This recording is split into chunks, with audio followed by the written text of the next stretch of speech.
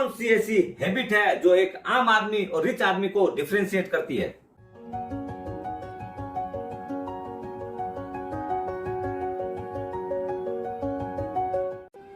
सुप्रभात दोस्तों, आप सभी का एसके हेल्थ एंड वेल्थ में स्वागत है। दोस्तों, कौन सी ऐसी हैबिट्स है जिसकी वजह से एक आम आदमी और एक रिच आदमी में फर्क महसूस होता है, और वो हैबिट्स जो है जो कि अपने भी अगर करें तो अपने भी रिच बन सकते हैं।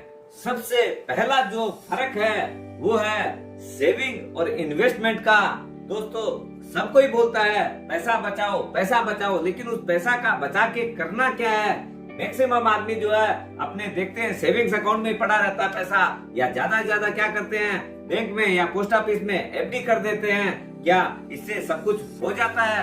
दोस्तों, बैंक एफडी जो है वो आपको ज्यादा से ज्यादा 7-7.5% का रिटर्न देती है।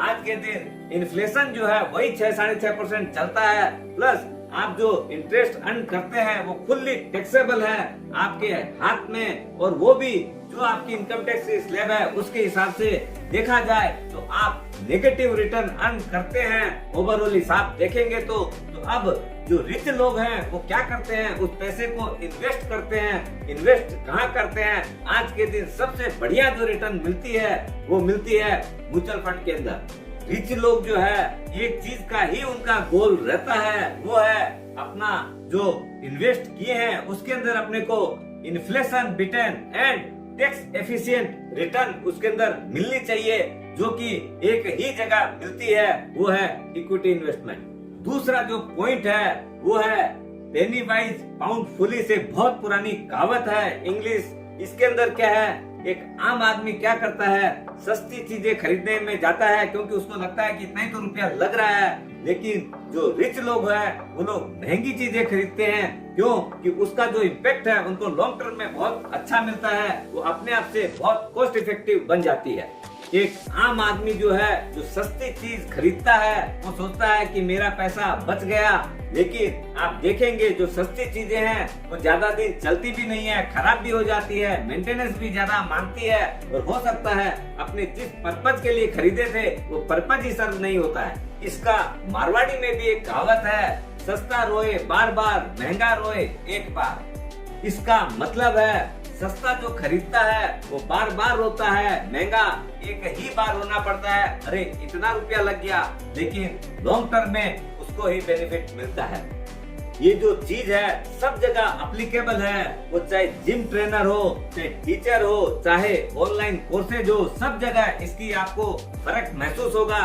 हो सकता है जो जिम ट्रेनर आपको 1500 रुपए में मिल रहा है, कहीं पे आप देखेंगे 5000 रुपया चार्जेज है, लेकिन यहाँ पर क्या है, पैसा ही सब समय महत्वपूर्ण नहीं होता है, quality also matters a lot. इसीलिए इन्वेस्टमेंट के अंदर भी जो रिटर्न्स आनी चाहिए वो matters most in the long term. तीसरी चीज है, कभी भी हेल्थ, फूड और लर्निंग के अंदर कोई भी कॉम्प्रोमाइज नहीं होना चाहिए, क्योंकि जहाँ हेल्थ की बात आती है तो अपना अगर शरीर ही स्वस्थ नहीं रहेगा तो अपने अगर वहां पर रुपया बचाने जाएंगे और शरीर खराब हो गया तो क्या वैल्यू रहेगी उन पैसों की। फूड, उसके अंदर भी कभी भी कोई क्वालिटी में कॉम्प्रोमाइज नहीं रहना चाहिए। दोस्तों, बहुत जगह आप देखेंगे कि बहुत कम पैसों में फूड मिलता है, लेकिन जो क्वालिटी है वो पैसा पर ही मिलती है, वो फ्री ऑफ कॉस्ट नहीं है। There is no free lunches in this world. और जहाँ तक लर्निंग की बात आती है, आप उसका तो मैं एक बहुत बढ़िया एग्जांपल आपको दे सकता हूँ। जैसे समझ लीजिए आपका एरेना अपटेक वाले जो कोर्स सिखाते हैं उसके अंदर एक कोर्स का 1.25 लाख रुपया, 1,20,000 रुपया लेते हैं, यानी 20,000 रुपया महीना 6 महीने के कोर्स का। तो दोस्तों, ऐसे आपके गली नुक्कड़ के ऊपर बहुत जन है, हो सकता है आपको बोलेंगे हम डिजाइनर कोर्स आपको 8,000 रुपया साल के अंदर ही सिखा देंगे, लेकिन उसकी क्या क्वालिटी होगी, क्या वैल्यू होगी, आप खुद समझ सकते हैं। इसलिए हमेशा अपना हेल्थ, फूड और लर्निंग के अंदर हमेशा इन्वेस्टमेंट अच्छा के अंदर करना चाहिए। वही मनी का सही सदुपयोग है इन्वेस्टमेंट का। हर चीज का यूजुअली आदमी का बजट होता है, लेकिन जैसे हाउस होल्ड बजट है, चाहे ट्रेवलिंग का बजट है, लेकिन ये जो 3 चीजें हैं उसके अंदर आप बजट के हिसाब से काम नहीं करना चाहिए।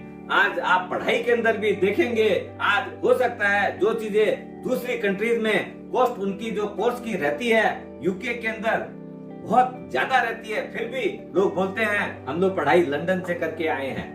चौथा पॉइंट है दोस्तों, कभी भी हड़बड़ाहट में कोई कार्य नहीं करना चाहिए। बहुत पेशेंसफुली अपने पैसों को होल्ड करके एक सही डिसीजन लेना चाहिए। वो चाहे बाइंग ऑफ द शेयर हो, चाहे प्रॉपर्टी हो, चाहे कुछ भी हो, बहुत शांति से देख के सोच समझ के फिर उसको खरीदना चाहिए। क्यों कि जल्दबाजी के अंदर कोई भी आदमी करोड़पति नहीं बनता है। अभी बाजार तेजी चल रहा है, अरे सारा रुपया इसमें लगा दो, एक दो स्टॉक के अंदर टिप आई हुई है, तो दोस्तों वो आदमी हमेशा नुकसान में ही रहता है। जितना भी डिसीजन लो बहुत पेशेंसफुली सोच समझ के लो। Waiting patiently for right prices is the theory of rich man. पांचवा पॉइंट जो है, आप मैं जो बोलूंगा आप विश्वास नहीं करेंगे, वो है रिच मैन जो है वो फ्रुगल होते हैं। उन लोग बहुत ही ज्यादा, आप बोल रहे हैं क्या बोल रहे हैं दोस्तों, रुपयों की वैल्यू बहुत सुंदर तरीके से कर सकते हैं उन लोग। आज मैं आपको एक दो एग्जांपल देता हूँ। समझ लीजिए कोई आदमी की सैलरी 10 लाख रुपया है और वो शौक के अंदर या दिखावे के लिए 25 लाख की गाड़ी खरीदने जाता है, डेफिनेटली वो आउट ऑफ सोर्स के हिसाब से जाएगा तो लोन भी लेना पड़ेगा, अपने सर के ऊपर कर्ज भी कर लेगा और it is a destroying asset, क्योंकि वो धीरे धीरे डेप्रिशिएट होता है और उसकी value down the line zero हो जानी है।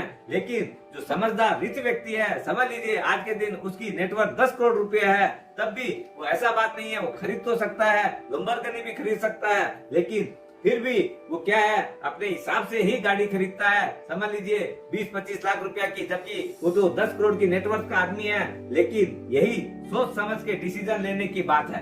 इन शॉर्ट अगर इसको समझे तो अपना यूज ऑफ कितना परसेंटेज रुपया अपने खर्च कर रहे हैं नेटवर्थ का, किस चीज के ऊपर, अपना कहीं डेप्रिशिएटिंग एसेट ले रहे हैं कि एप्रिशिएटिंग एसेट, उसके ऊपर निर्भर करता है। अब मैं आपको एक और एग्जांपल देता हूँ। मेरा एक दोस्त है, अब समझ लीजिए वो जो है उसको गाड़ी कितनी लंबी है कितनी चौड़ी है उससे उसको फर्क नहीं पड़ता है। भैया अपने को ना मर्क लेनी है, ना ऑडी लेनी है, ना BMW में किस में जा रहा हूँ उससे मेरे को क्या फर्क है, मेरे को एक स्थान से दूसरे स्थान पर जाना है, हाँ विद कंफर्ट जाना है। तो वो इनके ऊपर 50 लाख रुपया, 70 लाख रुपया, 80 लाख रुपया न खर्च करके आराम से गाड़ी मंगवाता है। जब भी जाना रहता है आराम से वेल टिप टॉप गाड़ी विद ड्राइवर आती है, लेके उसको छोड़ के आती है, आराम से वहाँ खड़ी भी रहती है। उसका जो भी भाड़ा रहता है अपना 15,000 रुपया और 20,000 रुपया, फिर भी उसको लगता है कि मैं बहुत कंफर्टेबली बहुत सस्ते के अंदर आराम से टॉप गाड़ी यूज कर रहा हूँ।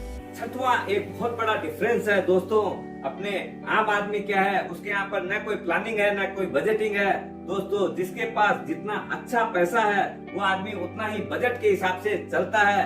ऐसा बात नहीं है कि पैसा है तो कैसे भी लुटा दो, कहीं भी खर्च कर दो, कैसे भी खर्च कर दो, क्या है क्या फर्क पड़ना है। दोस्तों ये बहुत गलत फहमी की बात है। जितना सुंदर आप बजट रखेंगे उतना ही आपकी ग्रोथ अच्छी होनी है। सातवां पॉइंट है दोस्तों, मैक्सिमम आदमी जो है ना अपना एक सोर्स ऑफ इनकम के ऊपर डिपेंड रहते हैं। दोस्तों हमेशा अपनी इनकम को डाइवर्सिफाई करना चाहिए, उसको मल्टीपल सोर्स ऑफ इनकम में कन्वर्ट करना चाहिए, जिससे कभी कोई एक आध चीज खराबी हो जाए तो चेहरे पे सिकन भी नहीं आए। और अपने अब ये मल्टीपल इनकम जो है वो कैसे आ सकती है, वो चाहे रियल एस्टेट से भी आ सकती है, गोल्ड से भी आ सकती है, शेयर से भी आ सकती है, उसका एप्रिसिएशन हो गया, अपना रेगुलर डिविडेंड है। अब अपने हो सकता है बहुत सारे एसेट्स हैं जिनकी अपने को आवश्यकता नहीं है, कहीं जमीन पड़ी हुई है, कहीं ऐसे फ्लैट मल्टीपल पड़े हुए हैं, उनको भी सेल करके अपने इनकम पैदा कर सकते हैं। अपना कोई भी है म्यूजिक सेल करके, अपनी बुक राइटिंग करके, बहुत सारे एवेन्यूज है, उन सबको मल्टीपल वे में उसको एक्सप्लोर कर सकते हैं। ओवरऑल अपनी जो टोटल इनकम है वो बहुत जंप करेगी। आठवीं चीज है दोस्त ऐसे बनाने चाहिए या ऐसे लोगों के बीच में रहना चाहिए जैसा आप स्वयं बनना चाहते हैं। क्यों कि आप कहीं गलत संगत में अगर चले गए जहां पर आपके मूड के या आपके हिसाब के लोग नहीं मिलेंगे तो आपका जो दिशा है वो भ्रमित हो सकती है। बहुत लोग आपको पोकिंग भी करेंगे कि अरे यार तू तो ऐसा ही है, तो उससे मन को खराब नहीं लगाना है। अपना जो उद्देश्य है, अपना जो गोल है, उसी के ऊपर कायम रहना है, उसी पे आगे बढ़ना है। अगला जो पॉइंट है, एक आम आदमी अगर आम तरीके से काम करता है, जो सब कोई करते हैं वही काम अगर आप भी करते हैं तो वैसी ही रिटर्न मिलेगी, वैसा ही काम आपका भी होगा। इसलिए जो अगेंस्ट द टाइड, जो अपने जो चल रही है परिस्थितियां उसके विपरीत जाके या कुछ नया सोच के काम अगर करेंगे तो उसकी रिटर्न बहुत अलग होती है। अब समझ लीजिए, मैं आपको और एक आज के बेस्ट एग्जांपल देता हूँ। क्रिप्टो करेंसी जब शुरू हुई थी तो कोई भी आदमी उसको नहीं जानता था। जो लोग किया था, हैंडसम रिटर्न्स मिली थी। जब गली गली में एक जूता सिलाई करने वाला भी क्रिप्टो की बात करने लग गया तो आप देख सकते हैं कि क्या हुआ, इतना जबरदस्त लॉस भी हुआ और फिर कमाई भी खत्म। अगर आपको कुछ डिफरेंट करना है, कुछ डिफरेंट इनकम अर्न करनी है तो आपका एक्शन भी डिफरेंट होना चाहिए। वो बड़ा भी होना चाहिए, बिगर भी होना चाहिए और इनोवेटिव भी होना चाहिए, तभी जाके आपका काम अलग बनेगा। लास्ट बट नॉट लीस्ट दोस्तों, अपने अनुभव से, अपने जिगरे से अपना जो काम करते हैं उन लोग क्या है, इस तरीके से करते करते अपने आप को जमा लेते हैं कि उनका जो लेवल ऑफ फील्ड जो है वो तगड़ा बन जाता है। अपना क्या है, लॉस जो है वो केप्ट हो जाता है कि हाँ भाई ठीक है, अगर काम किए भी तो अपना अगर लॉस भी होना तो इससे ज्यादा नहीं होना है। देखो दोस्तों, जो आदमी अलग हट के काम करने जाएगा और निरंतर करते रहना भी चाहिए, क्योंकि 90% टाइम में अगर आप फेल हो गए कोई बात नहीं है, क्योंकि लॉस जो है वो तो लिमिटेड ही होना है। अगर 10% वो जो गेन आएगा वो इतना मल्टीपल गेन होगा। क्यों कि वो जो क्या होता है उसके अंदर जो है ना, वो फिर परसेंटेज में गेन नहीं आता है, वो टाइम्स में गेन आता है। 10 टाइम्स, 50 टाइम्स, 100 टाइम्स, 1000 टाइम्स। ये वाली जो चीज है बहुत अलग बन सकती है। इसलिए जीतने के लिए हमेशा नया दांव लगाते रहना चाहिए, रुकना नहीं है। यही एक सबसे बढ़िया निशानी होती है रिच आदमी की। एक आम आदमी क्या है, प्रयास करना छोड़ देता है, लेकिन रिच आदमी लगा ही रहता है निरंतर। स्वस्थ रहो, मस्त रहो और प्रयास करते रहो रिच बनने।